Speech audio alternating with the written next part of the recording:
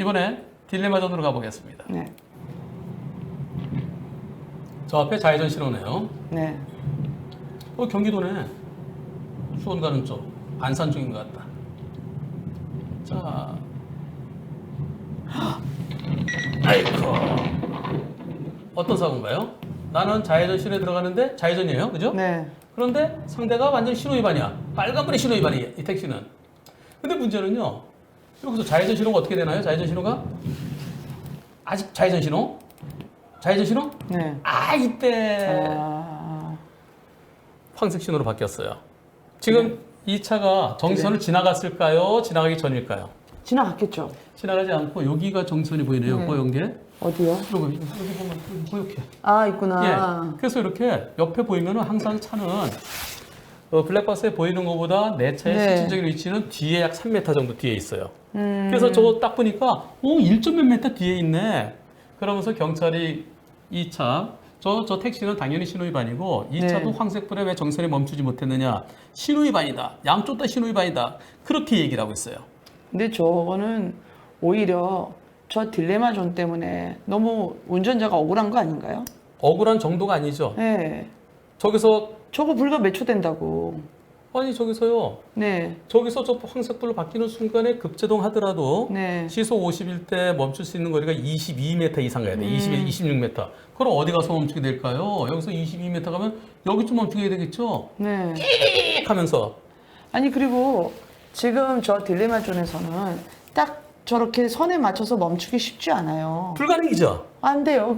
저 정도 갖고 저게 신호 위반이다라고 얘기하는 건 저는 너무한 것 같아요. 전 신호위반이 아니어야 옳죠. 네. 그런데 경찰에서는 신호위반을 처리하는 그런 조사가 한 분들이 아직까지는 훨씬 더 많습니다.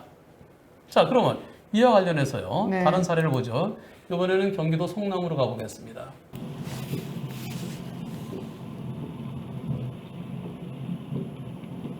우회전하는 차량 어우.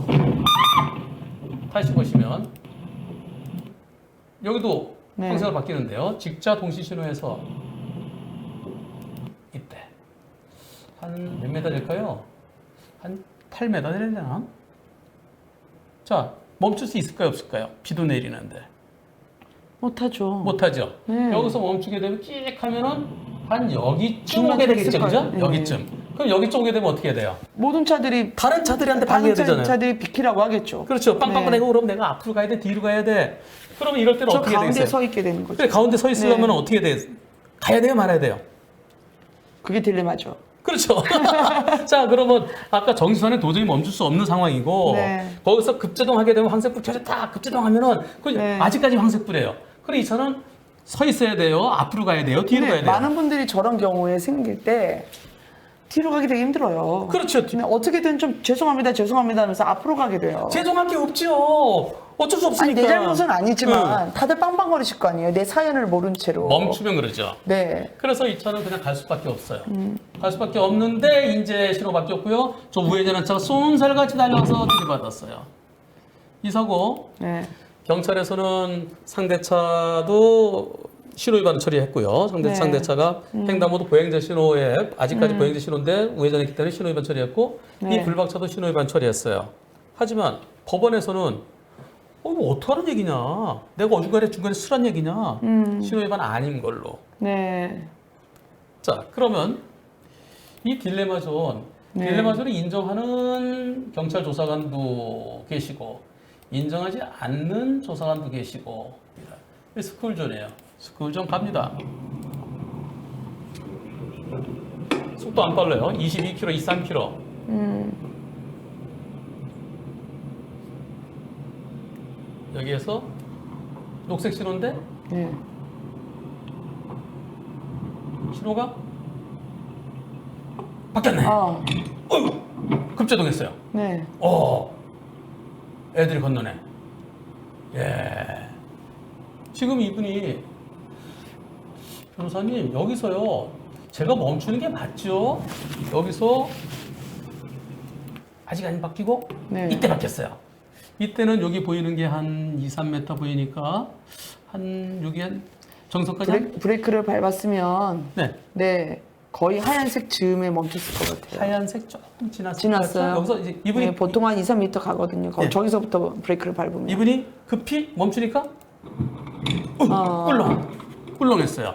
그래서 변호사님 이럴 때 제가 바로 코앞에서 황색불을 바뀌면 제가 급제동하는 게 맞나요? 아니면 이럴 때 가야 되나요? 만약 이럴 때 제가 가다가 여기 가는데 내가 그냥 가려고 그러는데 얘가 저기서 뛰어왔으면은 얘네들이 그럼 사고 날 수도 있죠. 그렇죠. 그래서 황색불로 바뀌면은 아 이거 멈춰야 돼. 급제동에서 멈춰야 돼. 근데 멈추려고 그러면 뒤에서 막 그냥 커다란 트럭이 올 때도 있고 버스도 올 때도 있고 이와 관련해서 하나 영상을 더 보시겠습니다. 네. 제한스포 70입니다. 70에서 갑니다.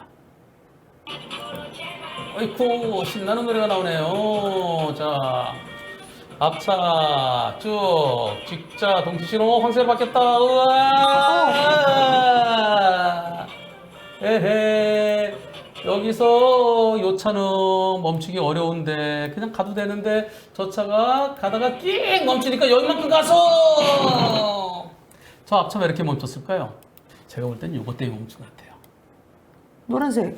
아니 아, 신호, 속도 위반. 카메라. 속도 위반, 신호 위반, 카메라 이걸 보고 이거 없었으면 앞차 그냥 갔을 것 같은데 으악 하면서 만약에 뒤에서 오던 차가 네. 대형 차였으면 어떻게 됐을까요? 아, 그냥 밀고 들어갔겠죠. 큰일 나겠죠. 예, 안으로 들어갔겠죠, 사람. 예. 그러면 이와 같은 사고 지금 아까 보신 네. 딜레마존 황색불이 켜졌을 때 불과 몇 미터밖에 안 되는데 물리적으로 멈출 수 없는 상황인데도 그것이 신호 위반 사고로 처리돼서 나중에 법원까지 가게 되고 다퉈야 되는 그런 일도 있고요. 또 아까처럼 어린이 보호구에서 23km 갔는데도 꿀렁하면서 멈추는 그런 경우도 있었고요. 또 지금처럼 앞차가 멈추니까 뒷차는 앞차가 가겠지 생각했는데 멈추는 바람에 뒤에서 들이받는 사고도 있고요. 이런 사고를 예방하려면 뭘 어떻게 하면은 근본적으로 해결이 될 수 있을까요? 이거 한 번만 다시 영상 봐도 이거요? 될까요? 예. 네. 그리고 어떤 분들은 이런 분들이 계세요. 저 앞에 녹색 신호다. 녹색 신호 언제든지 바뀔 수 있어. 그러니까 여기서부터 속도를 좀 줄여야 돼. 멀티 난 브레이크 살짝 밟을 거야. 근데 여기까지 갔는데 바로 코앞에서 바뀌면은 괜찮겠지 하는 가려고 그러는데 또 그냥 그 순간적으로 오기에 쉽지 않은 거거든요. 그래서 미리 브레이크를 밟으면 된다 그러는데 그것은 어린이 보호구역 같은 데 되지만은 이런 것은 게 만만치 않습니다. 가다가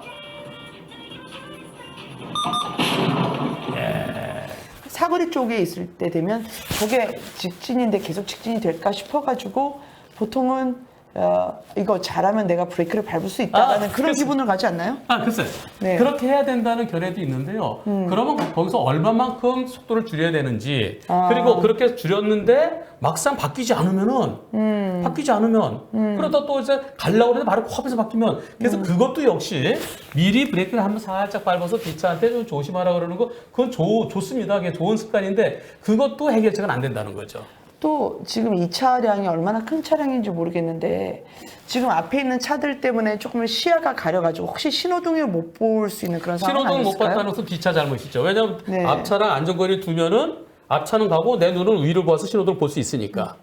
앞차랑 바짝 따라가면 신호등이 안 보이겠죠. 네. 그렇지. 이와 같은 사고를 막으려면 뭘 어떻게 하면 좋을까요? 그게 우리가 보통 횡단보도에서는 이게 앞으로 신호가 바뀝니다까지 이제 남은 이제 초수를 알려주잖아요. 근데 저는 고민이 되더라고요. 저게 이제 딜레마 존이 될 때까지 몇 초 남았다 생각하면 그럼 나는 언제부터 속도를 줄이고 가야 되지?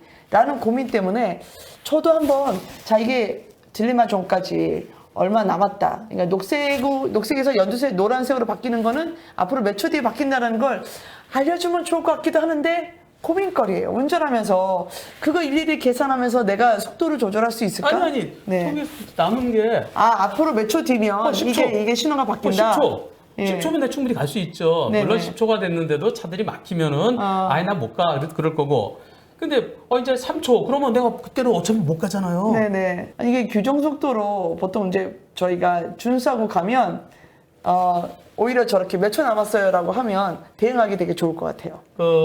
중국이나 우리가 이제 횡단보도에 네네. 모래시계처럼 이렇게 삼각형 네. 하나 뚝 떨어지는 거 있잖아요. 네. 그런 곳 그리고 또 이제 몇 초 나도 숫자가 뚝뚝 떨어지는 것도 있죠. 네네. 그거를 여기다만 붙이면 돼요. 여기에 이거 붙이는 거 그거 어렵지 않잖아요. 아, 네네. 그럼 저거 보고 아 이제 나는 어차피 못 가. 미리 물론 그래도 어기는 사람이 있어요. 아, 그거는 이제 엄하게 혼내야 되고. 네네. 그래서 남은 시간 그 잔여 시간을 표시해주는 그런 신호등. 아니, 저는 저희가 저 정도 되면 예. 시야가 확보가 되잖아요. 예. 그거 괜찮은 것 같아요. 그러니까 우리는 워낙 많이 붙어 있어가지고 이게 그 정도 돈은 되지 않나요? 아니 많이 붙어 있어서 운전자 입장에서 예. 가독성이 좀 있을까. 그리고 혹시나 저는 운전을 잘 못하지만 운전을 이렇게 아주 능숙하게 하시는 분들은 아싸 6초 남았어. 저 정도는 내가 돌파하지. 그런 경우는 혼내야죠. 예, 라는 식으로 과속을 하게 되는 그런 경우도 있을까 봐. 요게 잡아주잖아요.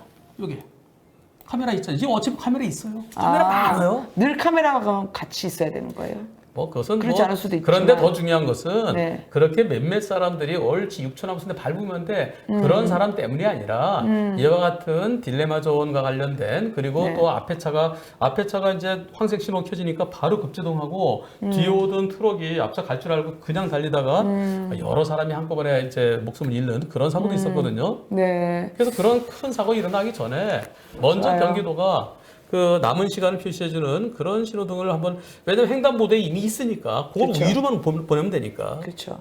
저는 과속이나 특히 이제 교통사고가 자주 발생하는 곳에서는 몇 개 한번 시범적으로 해봤으면 좋겠어요. 하여튼 어느 분이 되시든지 네. 경기도민들의 네. 이 고통을 좀 줄여주십사 하는 네. 측면에서요. 그게 한꺼번에 다 할 수는 없지만은 좀 큰 교차로 이런 데 이렇게 좀 그 잔여 남은 시간 표시해주면 좋지 않을까 하는 생각을 해보고요. 네.